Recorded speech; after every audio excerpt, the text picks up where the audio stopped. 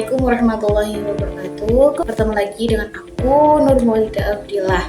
Nah, kesempatan kali ini aku menjelaskan tentang peran public relation dalam mengatasi krisis dan penurunan reputasi. Nah, jadi teman-teman, kita mulai dari dasarnya dulu ya.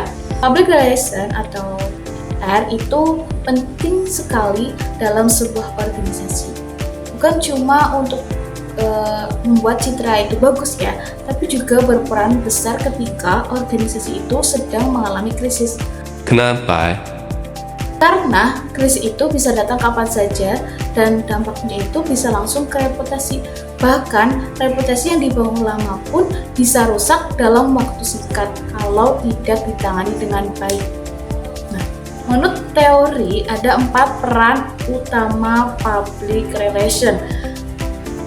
Yang pertama, teknisi komunikasi, yaitu membuat konten, siaran pers, dan mengelola media massa. Yang kedua, penasehat ahli, yaitu memberikan saran ke organisasi dalam menghadapi situasi dan opini publik. Nah, yang ketiga itu fasilitator komunikasi, yaitu menjadi penghubung antara organisasi dan publik supaya komunikasi itu berjalan dua arah. Nah, yang keempat, fasilitator pemecah masalah, yaitu membangun, menganalisis masalah dan mencari solusi ketika krisis itu terjadi. Selanjutnya kita masuk ke manajemen krisis. Nah, ada beberapa poin penting dalam menghadapi krisis. Pertama, memahami situasi. Nah, PR harus tahu apa masalahnya, penyebabnya, dan dampaknya. Yang kedua, membuat perencanaan darurat. Jadi, organisasi itu sudah siap sebelum krisis itu terjadi. Nah, dan yang ketiga itu memberikan respon cepat dan komunikasi yang jelas karena publik biasanya menunggu penjelasan. Nah, yang keempat itu mengelola hubungan dengan media dan publik. Dan yang kelima itu menyusun pesan komunikasi yang tepat dan tidak membingungkan. Yang keenam, melakukan evaluasi setelah krisis. Nah, dan terakhir itu melakukan perbaikan agar kedepannya itu bisa lebih siap lagi. Nah, selanjutnya ada identifikasi publik. Artinya kita itu harus tahu siapa saja yang terdampak, misal karyawan, pelanggan, dan masyarakat. Karena setiap kelompok punya reaksi yang berbeda. Nah, jadi cara komunikasi pun juga harus disesuaikan dong. Lalu ada analisis psikografis. Nah, ini adalah memahami perilaku, sikap, nilai, dan motivasi publik. Jadi, kita bisa menyampaikan pesan yang lebih tepat dan sesuai dengan kondisi mereka. Terakhir ada variabel reputasi dan krisis cluster. Nah, variabel reputasi itu